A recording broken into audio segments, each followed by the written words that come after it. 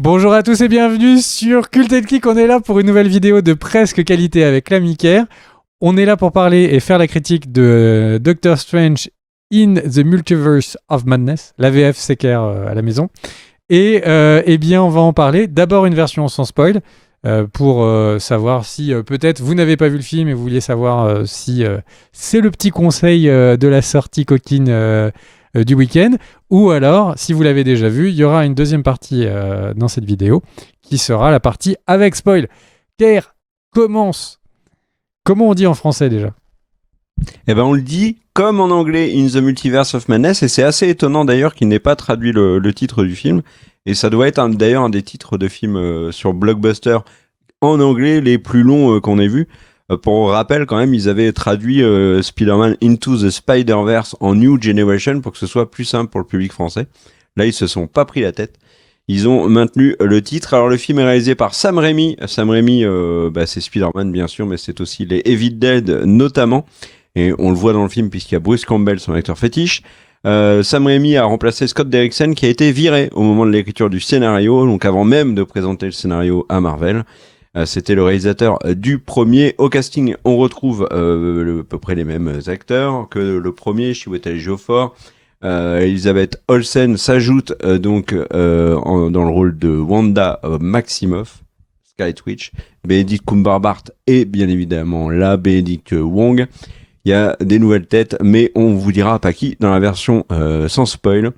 Et on va commencer tout de suite par vous donner notre avis du film sans vous gâcher le plaisir, donc sans spoil, d'un film qui dure quand même, je le précise, 2h06, et c'est important de le souligner, qui ne convient pas à un public trop jeune. Donc si vos enfants ont moins de 12 ans, non, c'est pas pour eux. Le film est violent et assez gore. Enfin, c'est pas non plus un film d'horreur, mais assez gore, suffisamment gore pour que les enfants de moins de 12 ans n'y aillent pas. Voilà, c'est un film de Sam Raimi. Vas-y mon cher Greg, qu'en as-tu pensé ? Moi j'ai pas eu peur, hein, j'ai l'âge. Donc voilà. J'aurais même pu le voir, je pense, dès que j'avais 17 ans. Et du coup, qu'est-ce que j'en ai pensé ? Eh ben, j'en ai pensé que c'est un film qu'il ne faut pas voir si vous n'êtes pas fan du MCU. Le film d'avant du Marvel Cinematic Universe, qui était donc Spider-Man No Way Home, était un film qui nous donnait tellement de cadeaux comme ça et qui était porté par un film qui était plutôt pas mal, faisait qu'on avait l'impression d'avoir c'était Noël à la maison, on avait les petits chaussons le lendemain matin, plein de cadeaux, et en plus d'avoir le vélo, on avait eu une motobike GT 507. Et le truc, c'est que ils ont voulu refaire la même chose. Ils ont voulu nous donner des cadeaux, des surprises après surprises. Sauf que là, c'est des surprises qui vont toucher que vraiment les très très très gros fans de Marvel. On en parlera dans la partie spoil après. Et le film en lui-même, moi, je ne l'ai pas trouvé particulièrement excellent.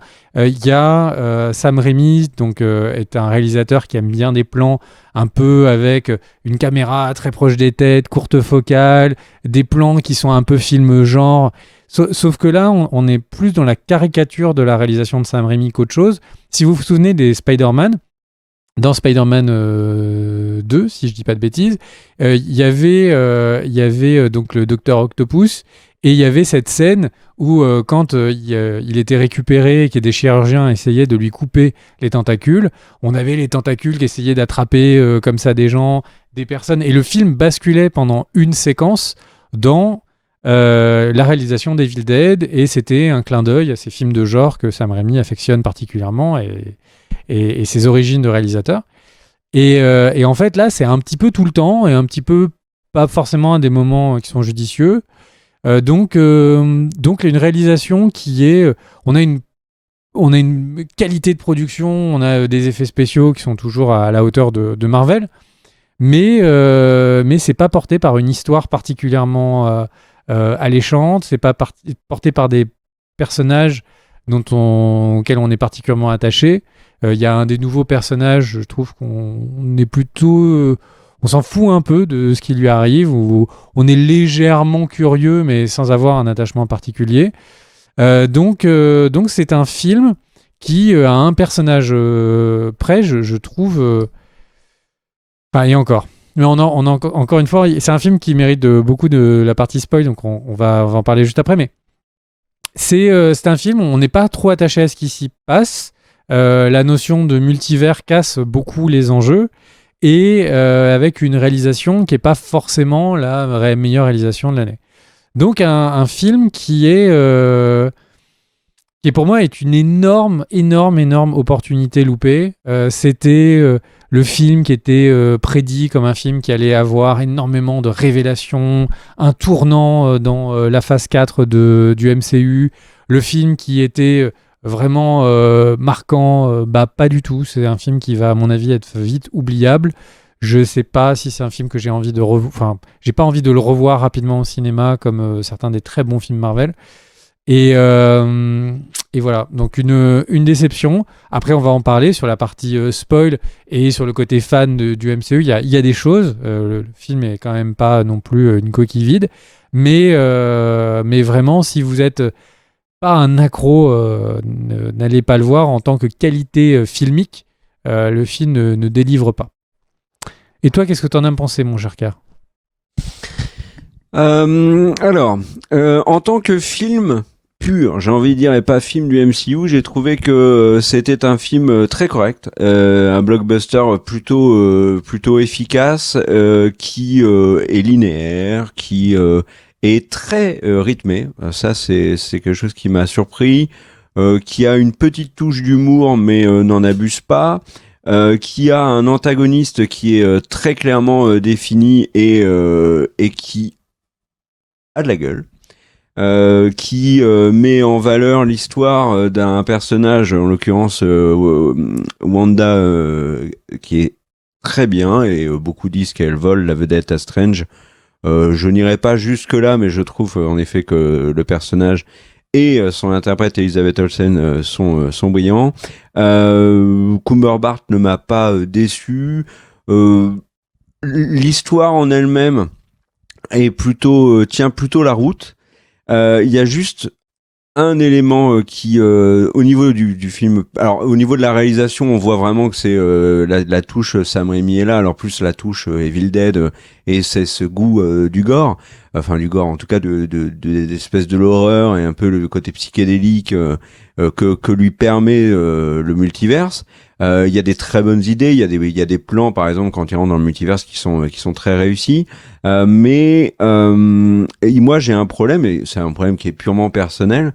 Je n'adhère pas tellement à l'idée du multiverse. Je suis plutôt Terre 616 que multiverse.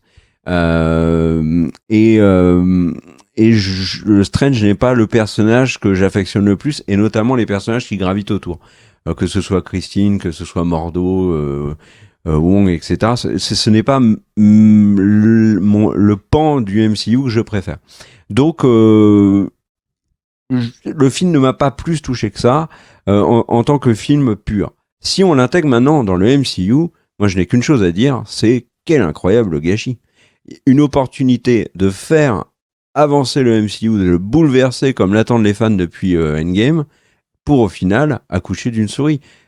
Doctor Strange in the Multiverse of Madness s'inscrit dans tout ce qu'on a vu ces dernières années dans le MCU, cette pléiade de films qui racontent leurs petites histoires, mais ne font pas avancer la grande histoire, ou alors la font avancer que très légèrement, en modifiant un aspect d'un personnage, en enlevant un personnage de l'équation, en rajoutant un autre. C'est tout.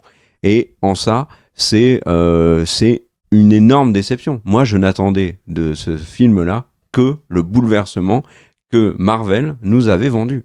Parce que Marvel nous a vendu le film qui allait être plus gros que Far From Home, etc., etc. Tu parlais de cadeaux dans Far From Home. C'est exactement ce que fait Doctor Strange, et c'est tout. En fait, le multiverse, moi, je le vois comme une boîte de Pandore qui permet absolument des possibilités incroyables. Et Marvel, dans le MCU, à chaque fois ouvre cette boîte de Pandore, et puis pouf, il la referme. Far From Home, c'est ça. Doctor Strange 2, c'est ça. Voilà. Et alors, le truc où on dit oui, alors tout va être connecté, c'est incroyable. Non. Si vous n'avez pas vu les différentes séries, etc., ne regardez que WandaVision. Vous n'avez besoin que de ça. Et c'était ce que l'on craignait. C'est exactement ce qui s'est passé. Et voilà. Moi, du coup, ça, c'est un élément qui me déçoit beaucoup. Après, en film en lui-même, bah oui, il a des qualités, c'est indéniable. Il a aussi d'énormes défauts. Si on creuse au niveau des scénarios, on va se rendre compte qu'il y a des énormités comme dans Far From Home, No Way Home, pardon. Donc voilà. Après, je suis d'accord avec toi que je me suis attaché à aucun personnage. Si on les revoyait plus jamais, plus aucun des personnages du film, on les revoyait dans le MCU, ça ne me ferait ni chaud ni froid, Strange y compris.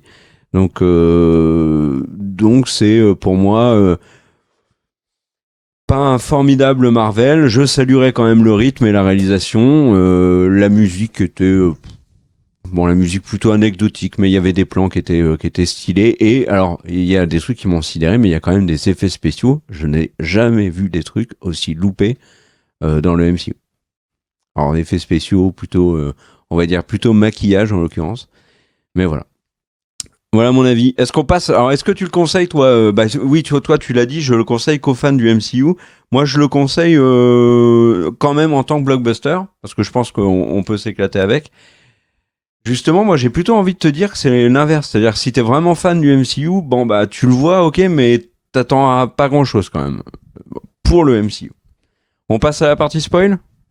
Et peut-être on rentrer dans le pourquoi on est déçu? Et en quoi c'est un gâchis? Tu veux que je commence à mitrailler?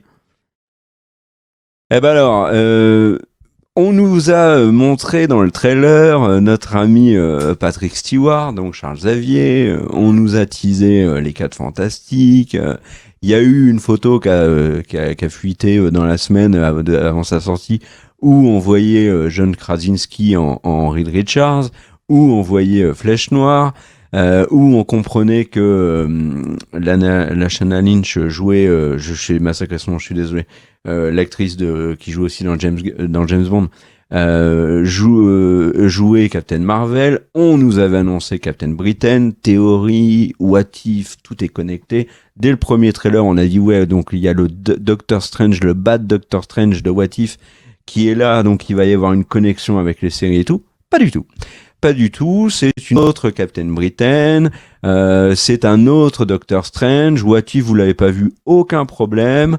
Et puis on comprend que en fait là où ils nous ont fait des cadeaux dans Spider-Man No Way Home avec Tobey Maguire, Andrew Garfield, là ils nous font les mêmes cadeaux en nous mettant Mister Fantastic et puis Charles Xavier pour son adieu dans le personnage Patrick Stewart pour son adieu dans le personnage de Charles Xavier, mais en fait dans les faits ça ne fait rien d'avancer.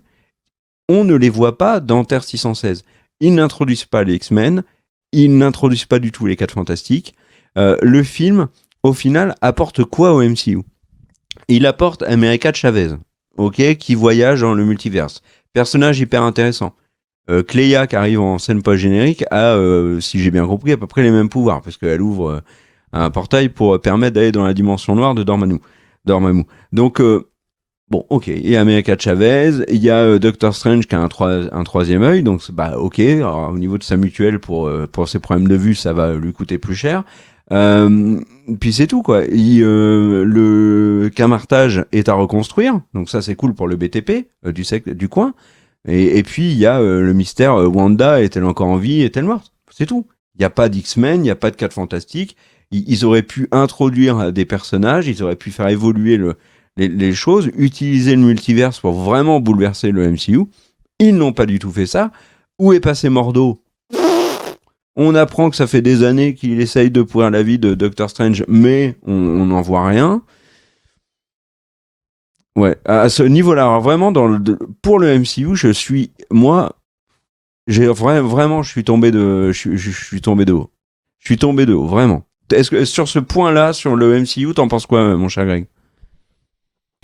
Je suis complètement d'accord. Le film a quasiment aucun impact. En gros, ils l'ont reporté. Alors il y avait des notions on l'a reporté parce que le Covid, il y avait de la pré-production, on avait annoncé que ça avait été reporté potentiellement parce que il y avait le rachat de la Fox et l'arrivée des X-Men.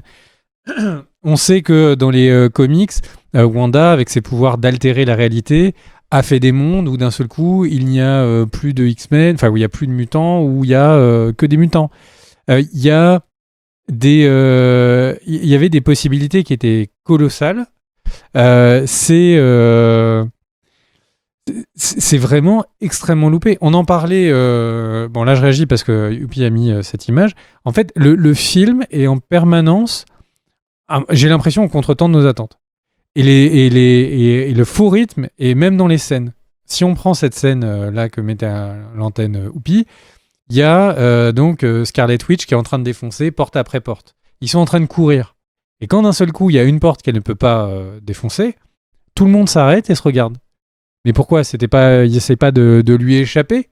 Et en fait, il y a en permanence cette impression que le film va contre le bon sens ou contre ce qui serait naturel. Et le pire avec ça... Tu parlais des facilités aussi, en off.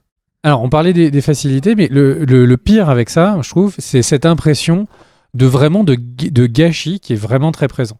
Si on prend le personnage de Black Bolt, donc celui avec la fourchette sur la tête, le personnage de Black Bolt, qui est un personnage qui, pour certains, est important dans les comics, enfin, il est important dans les comics, dans les histoires, mais il y a pas mal de personnes qui sont attachées. En fait, Black Bolt, au final, il a eu une série catastrophique, et là, il revient au cinéma. C'est le moment, donc l'acteur, ils le font revenir, c'est le moment où c'est la rédemption. Ok, il se prend une vanne. À peine il est présenté, il se prend une vanne pour dire qu'il a une fourchette sur la tête et que c'est un clown. Et 3 minutes après, il a aucune capacité. Enfin, on lui retire sa bouche et il explose comme le dernier des péons qu'il y a dans n'importe quel cas. Donc au final, ce personnage a été juste ridiculisé. Est-ce que c'est Reed Richards? Est-ce que des 4 Fantastiques? Quoi? Bah, je suis d'accord avec toi, bah, tu viens dessus, mais en fait, il n'y a pas que Black Bolt. Reed Richards, c'est la même chose, il est ridiculisé aussi. Donc Reed Richards, donc, le film des 4 Fantastiques n'a pas de date actuellement. On sait juste qu'il est en développement. Et la première fois que les spectateurs sont en contact avec Reed Richards, c'est une introduction qui a fait pouffer de rire dans ma salle de cinéma, où il arrive comme ça par le plafond. On aurait dit, Cédric Diggory dans La Coupe de Feu. Mais donc du coup, il a une introduction qui est un petit peu débile. C'est l'homme le plus intelligent de la planète. Il se fait désosser, pareil, 3 minutes après. Enfin, il n'est pas présenté, donc le fait qu'il ait des pouvoirs d'élongation, donc j'espère que tout le monde a déjà vu les autres films des 4 Fantastiques et les comics. Mais c'est quand même des introductions qui sont complètement pourries. Enfin, il y a un truc qui cloche. Enfin, il y a vraiment un truc qui cloche dans le film. Les Illuminati, dans les comics, les Illuminati, c'est huge. C'est au-dessus des Avengers, c'est le Conseil des Sages, c'est un truc incroyable. Là, c'est des clampins qui se font désosser en 5 minutes de scène d'action. Enfin, Est-ce qu'ils se font pas désosser? Une des théories que j'ai, moi, c'est ils se font désosser de cette manière. Déjà, ils peuvent se permettre de les désosser parce que, comme tu le disais en off, c'est un multiverse où, en fait, tout est possible, et notamment tuer n'importe qui. Mais ça n'a pas de conséquences. Mais surtout, on s'en fiche de ces personnages-là. Les acteurs, on sait que c'est des caméos qui font dans ces rôles-là, qui vont probablement à 90% pas revenir dans ces rôles. John Krasinski, par exemple, ou Patrick Stewart vont pas reprendre ces rôles-là. Ils ont changé l'actrice en l'occurrence qui joue Captain America. Ils ont changé l'actrice qui joue Captain Marvel. C'est des indices pour nous faire comprendre que ce ne seront pas ces acteurs-là dans Terre 616. Mais à l'exception de Mordo qui fait un peu tache dans le lot. Mais le truc aussi que je voulais dire, c'est que ils se font désosser. Alors que nous, on sait que c'est des poids lourds, etc. Les fans le savent que ce sont des poids lourds. Pour montrer à quel point Wanda, enfin en l'occurrence Scarlet Witch, est complètement craquée. Et en l'occurrence, là, je trouve que c'est vraiment réussi. Elle est vraiment craquée, Wanda, Scarlet Witch. Je trouve que c'est un des personnages du MCU qu'on a eu depuis le début, qui est la plus forte, la plus dangereuse. T'en penses quoi de ça, de Scarlet Witch? J'en pense que oui, c'est un des personnages les plus puissants. On se souvient qu'ils avaient fait exprès que ce soit la seule qui, en un contre un, désosse Thanos sans les bagues. Le truc, c'est que ça change rien. Les Illuminati se sont fait désosser en 5 minutes à l'antenne. Ouais. Et c'est ça la première introduction qu'on a avec les 4 Fantastiques. C'est ça la première introduction qu'on a avec Black Bolt dans les films. C'est ils se sont, enfin c'était des clowns quoi. Et je trouve que c'est dommage comme introduction pour est-ce que vraiment ça va donner l'impression que c'est un méga badass et que le Reed Richards ça va devenir le futur mec qui va tenir le taulier qui va être le futur Iron Man. Je pense pas que Robert Downey Jr. se serait fait éclater en 5 minutes. Je pense que Marvel aurait eu un peu plus de respect avec son personnage. Donc écoute, moi je suis circonspect. C'est un film qui a des facilités de scénario, mais incroyables à toutes les scènes. Enfin, vraiment, toutes les grandes scènes, il y a des facilités de fou. Ils sont tous prisonniers dans des cages en verre, etc. Ils se barrent. Donc la cape de Doctor Strange, elle est aussi, on dit elle a aussi été mise de côté. Pouf, au moment où ils doivent changer de monde, elle apparaît avec eux. America Chavez, en fait, elle récupère ses pouvoirs parce que tu comprends, c'est le pouvoir de l'amitié. Il suffit de lui dire crois en toi. Depuis le début qu'elle a son pouvoir, personne ne lui a dit de croire en elle. Et là, d'un seul coup, non seulement elle maîtrise son pouvoir, mais elle le maîtrise de ouf. C'est-à-dire qu'elle est capable de choisir le multivers, de tout le monde du multivers pour pouvoir remettre Wanda. Enfin, je suis vraiment circonspect. Alors, il a une pré-production qui a bossé, ce film. Bon, ok. Mais ce qu'on voit est un film qui est hyper décevant, quoi.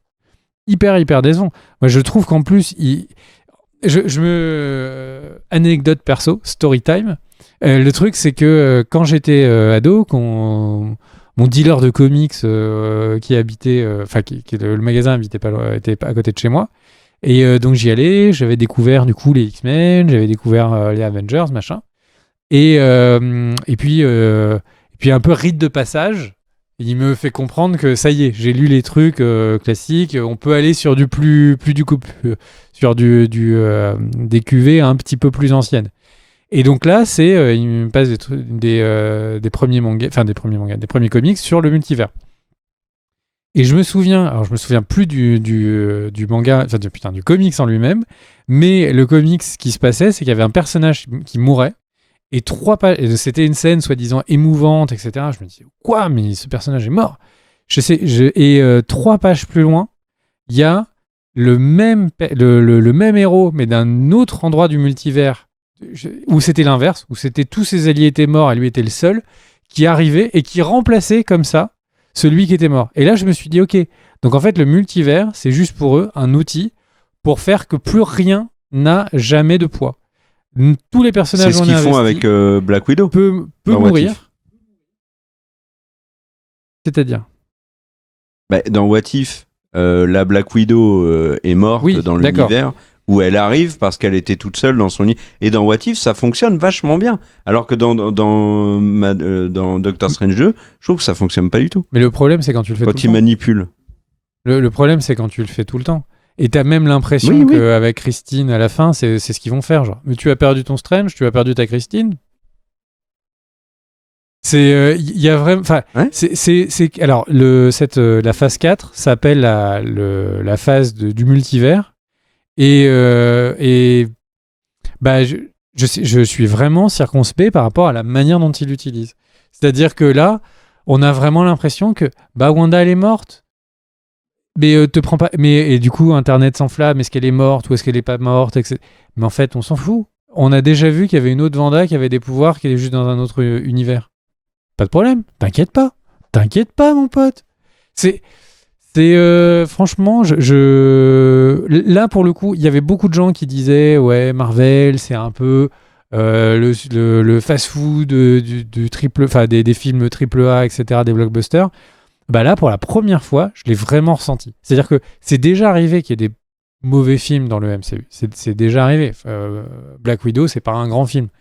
Le truc, c'est que là, c'est vraiment un film c'est le cheat meal qu'on te donne, mais c'est le cheat meal de trop, quoi. Donc, moi, je suis chaud pour qu'il y ait parfois des scènes d'action et des films qui sont à plus à scène d'action et plus à scénario. Ils nous ont donné Eternals, qui est un bon film, tout court. Super-héros, pas super-héros, c'est un bon film. Mais là, pour le coup, ils sont allés trop légers sur la salière à idée, quoi. Enfin, bon. Je sais pas si tu veux clôturer, mais je me pose vraiment des questions sur où ils vont avec cette phase. Ben, moi, j'ai quand même envie de revenir sur un point, c'est puisque on parlait de What If et de, enfin, en l'occurrence, j'en parlais il y a quelques secondes pour parler de Black Widow. T'as rebondi en parlant de Christine et tout, et moi je me dis que en fait l'épisode spécial Doctor Strange où il est fou amoureux de Christine et c'est elle qui décède dans l'accident, je trouve tout ça beaucoup plus réussi et beaucoup mieux travaillé. Enfin, en tout cas, les personnages de Christine et de Doctor Strange sont beaucoup mieux travaillés que dans Doctor Strange 2. Et ça, je trouve que c'est gênant parce que j'ai l'impression d'avoir vu une version un peu low cost de ce qu'aurait pu être Strange. Et surtout, moi, j'ai un vrai problème, c'est que on a bon, l'introduction de Strange dans le 1. On en pense ce qu'on veut. Moi, j'ai été un peu refroidi au début, puis bon, au final, je trouve que le premier film est pas loupé, puis l'évolution du personnage est pas inintéressante, notamment quand tu vois Infinity War et Endgame, où Strange, parce qu'il est au-dessus de la mêlée, parce que on le voit bien, et tu le disais en off, Strange, c'est même pas un Avengers, il est au-dessus des Avengers. Et c'était exactement le cas dans Infinity War. Dans Infinity War, il dit à Stark, si vous devez mourir avec Spider-Man, parce que moi je dois sauver la pierre, j'hésiterai pas une seule seconde. Il a sa mission, il sait, voilà. Et il était au-dessus. Et là, dans Spider-Man, il fait n'importe quoi, il le traite avec humour.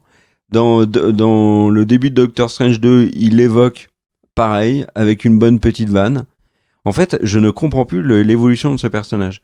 Il était au-dessus de la mêlée, et là, c'est devenu un espèce de personnage, alors je vais pas dire anecdotique parce que c'est pas le cas, mais c'est un super-héros parmi les super-héros que développe actuellement Marvel, que développe relativement mal Marvel. Je pense par exemple à l'évolution qu'ils ont fait d'Hawkeye ou la conclusion de Black Widow, etc. Et Doctor Strange, ça fait partie du lot. Hein. Il n'y a pas le soin dans le développement des personnages qu'on pouvait voir à l'époque, alors avec tous les défauts qu'avaient ces films, mais le développement qu'ils ont fait autour de Tony Stark, le développement qu'ils ont fait autour de Steve Rogers, je trouve quand même le développement de Natasha Romanoff dans les différents Avengers était plus réussi quand ils ont compris qu'il fallait arrêter juste de sexualiser le personnage de Black Widow. Strange, c'est pas un bon développement. Et ça, moi, ça m'embête vraiment, parce que Strange, c'est censé être un des très gros poids lourds du MCU. Donc voilà. Et puis, toujours le très gros point noir ça fait pas avancer le schmilblick, quoi. Il y a toujours pas les X-Men. Tu vois, moi, je vais te le dire honnêtement, j'étais persuadé en voyant le film et avec l'apparition des Illuminati. Et je te rejoins complètement d'ailleurs sur le fait qu'ils sont loupés et que l'introduction de Reed Richards est catastrophique. Surtout que je trouve que John Krasinski, qui est un acteur que j'aime beaucoup, va pas du tout dans le rôle. Je trouve c'est pas du tout Reed Richards pour moi. Tu vois, par exemple, Icaris Richard Madden aurait fait un bien meilleur Reed Richards que John Krasinski. Mais bon, peu importe. Le truc, c'est que j'étais persuadé qu'à la fin de Doctor Strange, dans les scènes post-génériques, il allait rencontrer Reed Richards de Terre 616, ou il allait rencontrer le nouveau Charles Xavier. Et on allait dire, ok, ça n'a pas énormément fait avancer le schmilblick, mais par contre, ça y est, on a vu un des cadors des X-Men, un des cadors des 4 Fantastiques, on sait qu'ils sont sur Terre 616, on a la surprise de l'acteur. Alors là, on a la surprise Charlize Theron, mais pour un personnage que personne ne connaît. C'est exactement le même principe qu'ils ont fait avec Harry Styles de One Direction, qui est hyper méga connu aux US. Alors pour nous moins, qui sommes pas trop One Direction, mais quand Star Fox apparaît, la plupart des gens connaissent pas Star Fox. Par contre, tout le monde connaît Harry Styles. Donc là, ils font pareil avec Charlize Theron, mais on n'a pas eu ce truc qui aurait été bouleversant de boum, il y a un X-Men, boum, il y a un 4 Fantastique. En plus, tu vois, il y avait plein de fuites sur. Il y avait une image qui devait être trafiquée visiblement où on voyait Deadpool. Peut-être qu'on voit, c'est peut-être dans la balade dans le multiverse, là, dans le plan où il traverse, qui est d'ailleurs très réussi ce plan-là. Mais voilà, il y a pas ce. Non, tu l'as dit, je l'ai dit, il a pas d'impact réel sur le MCU. On pourrait ne pas le voir ce film, c'est pas grave. Eh bien, dans le multivers, il y a une version du film qui est où le film est bien. C'est juste dommage qu'on n'était pas sur la bonne terre. Des bisous à tous. On se retrouve pour une prochaine vidéo. Et il se trouve qu'une des prochaines vidéos, c'est où le bilan en fait de cette premier tiers de phase 4 du MCU. On en parle très vite. N'hésitez pas à vous abonner. C'est par là. Et n'hésitez pas à vous abonner à la chaîne. Il paraît que y a plein de gens qui l'ont fait et qui étaient du coup beaucoup plus heureux dans leur vie. Mais c'est que des rumeurs. Donc on peut pas vraiment vous confirmer.